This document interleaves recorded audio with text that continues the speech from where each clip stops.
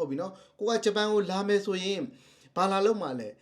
ပညာသင်ခြင်းတယ်ဆိုရင်တော့ကြောင်းနဲ့လာခဲ့ငွေရှာရှင်တယ်ဆိုရင်တော့ဒီနောက်ကျန်တဲ့အလုပ်3ခုကိုပေါ့နော်ကျန်တဲ့ဗီဇာ3ခုကိုကျွန်တော်တို့စဉ်းစားရမယ် work visa နဲ့လာမလား training visa နဲ့လာမလား Toktekino visa နဲ့လာမလားဘလို့လူတွေက work visa နဲ့လာတင်လဲ Toktekino နဲ့လာတင်လဲ training visa နဲ့လာတင်လဲ student visa နဲ့လာတင်လဲဆိုတဲ့ဟာကိုကျွန်တော်ဒီနေရာမှာတဖန်ပြန်လဲပြီးတော့ကျွန်တော်မျှဝေပေးသွားမှာဖြစ်ပါတယ်ဆိုတော့ကျွန်တော်တို့ဒီမြန်မာနိုင်ငံကနေဂျပန်ကိုပေါ့နော် work visa နဲ့တန်းလာမယ်ဆိုရင်ကိုကမြန်မာနိုင်ငံက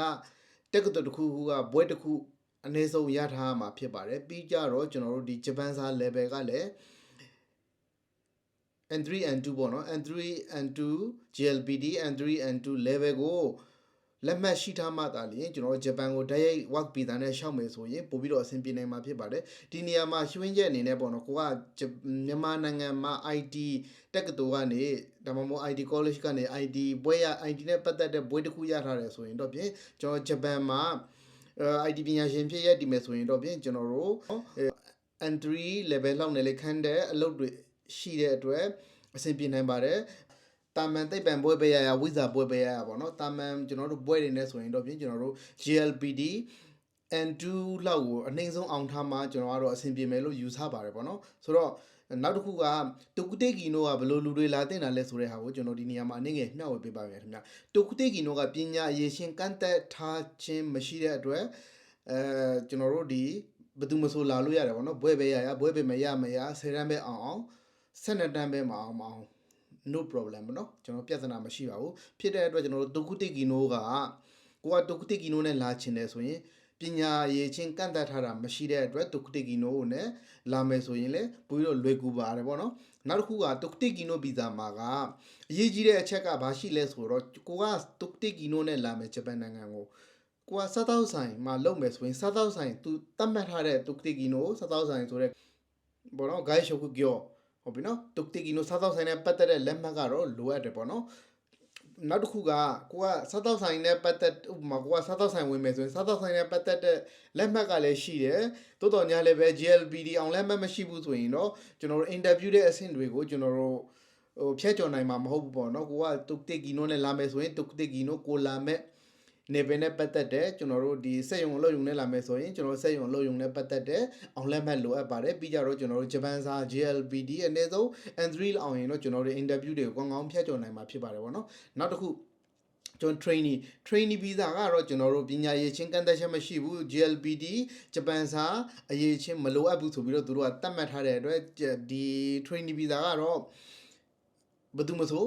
ကျွန်တော်တို့ trainee visa ကိုရှောက်ထားခွင့်ရှိတယ်ဗောနော်ဆိုတော့ကိုကို training visa နဲ့အလုပ်ခေါ်မဲ့ company ရှိရင်တော့ကျွန်တော် training visa နဲ့လာလို့ရတယ်ပေါ့နော်ကျွန်တော်ကကြောင်းတက်ချင်လို့ပါတဲ့လက်ရှိက grade 10ပဲပြီးထားလို့ပါတဲ့ဂျပန်မှာဘယ်လိုဆက်တက်ရမလဲဆိုတော့မိကုန်းနေကျွန်တော်ကိုလာမေးကြတဲ့ဒီနေရာကနေကြောင်းနဲ့လာမယ့်ညီကိုတွေအတွက်ကျွန်တော်ဖြေပေးလိုက်ပါမယ်ဂျပန်ဘာသာစကားသင်တန်းကျောင်းနဲ့လာမယ်ဆိုရင်ကျွန်တော်အနှိမ့်ဆုံးကတော့ကျွန်တော်တို့တက္ကသိုလ်ဝန်ထမ်းကိုအောင်မြင်ထားဖို့လိုအပ်ပါတယ်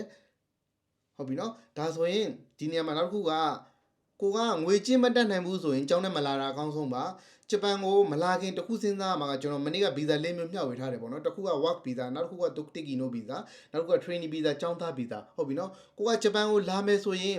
ဘာလာလို့မှလဲပညာသင်ခြင်းတယ်ဆိုရင်တော့ကျောင်းနဲ့လာခဲ့ငွေရှာရှင်တယ်ဆိုရင်တော့ဒီနောက်ကျန်တဲ့အလုပ်3ခုကိုပေါ့နော်ကျန်တဲ့ visa 3ခုကိုကျွန်တော်တို့စဉ်းစားရမယ် work visa နဲ့လာမလား training visa နဲ့လာမလား Toktekino visa နဲ့လာမလား work visa ကတော့ကျွန်တော်တို့ဘွဲရထားမှအဆင်ပြေမှာဖြစ်ပါတယ်ပြီးကြတော့ကျွန်တော်တို့ဒီဂျပန်စာပေါ့နော် level GLPD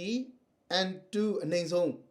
းအောင်ထားမှအဆင်ပြေမှာပေါ့နော်နောက်တစ်ခုကကြတော့ကျွန်တော်တို့ Toktekino ပညာရေးချင်းတတ်မှတ်ချက်မရှိတဲ့အတွက် Toktekino ကဘယ်သူမှမဆိုလာလို့ရပါတယ်နောက်တစ်ခုက training visa ပိုတောင်ကောင်းပါသေးတယ်ဘာကောင်းတာလဲဆိုတော့ဂျပန်သား level လေးကန့်သက်ချက်မရှိဘူးဒါပေမဲ့ဒီနေရာမှာပြန်ပြီးတော့ဒီအလုပ်3ခုနဲ့ပတ်သက်တဲ့ဒီအလုပ်နဲ့ပတ်သက်တဲ့ကျွန်တော် visa 3ခုမှာပြဿနာကဘာရှိလဲဆိုတော့ trainee visa ပေါ့နော် trainee visa ကသူခေါ်တဲ့နေရာမှာပညာရေးချင်းကန့်သက်ချက်မရှိဘူးဂျပန်သား level ကန့်သက်ချက်မရှိဘူးဆိုပေမဲ့လည်းလာစာကတော့အနည်းဆုံးပဲဖြစ်ပါတယ်ဖြစ်တဲ့အတွက်သူ့ရဲ့အားနည်းချက်အားသာချက်ကိုကျွန်တော်တို့ပို့ပြီးတော့သိအောင်လုပ်ဖို့လိုသေးတယ်ပေါ့နော် visa ၄မျိုးဟုတ်ပြီနော်ဒီ visa ၄မျိုးထဲကမှာကိုကကျောင်းတက်ရှင်တယ်ဆိုကျောင်းသားဗီဇာနဲ့လာခဲ့ဟုတ်ပြီနော်ကိုကမြန်မာနိုင်ငံမှာဘွဲ့ရထားတယ်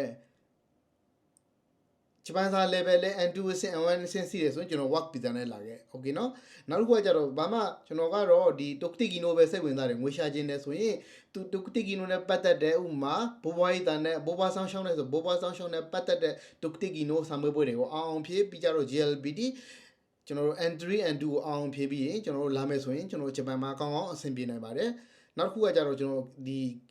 ဂီလိုဂျီရှုဆွေးလို့ခေါ်ရဲပေါ့နော်ကျွန်တော် training visa ကတော့နီလန်တခုဂျပန်ကိုလာမဲ့နီလန်တခုအနေနဲ့တော့ကျွန်တော်ပြပြထားပေမဲ့လည်း training visa ကိုကျွန်တော်ကတော့ recommend မလုပ်ဘူးပေါ့နော်ဒီ2029မှာလည်းဖြည့်သိမ်းတော့မှာဖြစ်တဲ့အတွက်ကျွန်တော်ကတော့ training visa ကို recommend မလုပ်ပါဘူး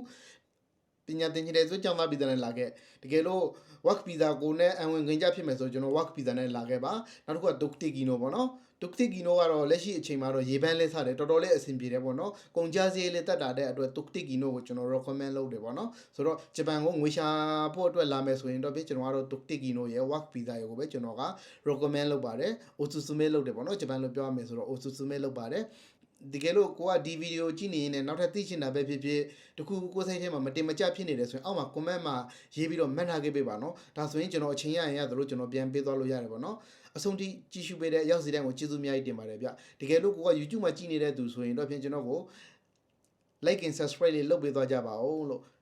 Facebook မှာကြည့်နေတဲ့လူတွေကတော့ like and share လေးလုပ်ပေးပါ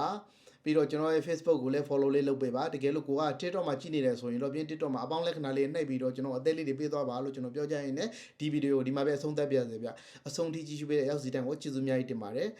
ဒါဆိုရင်ကျွန်တော်နောက်ဗီဒီယိုမှာထပ်တွေ့ကြတာပေါ့နော်ကျေးဇူးအများကြီးတင်ပါတယ်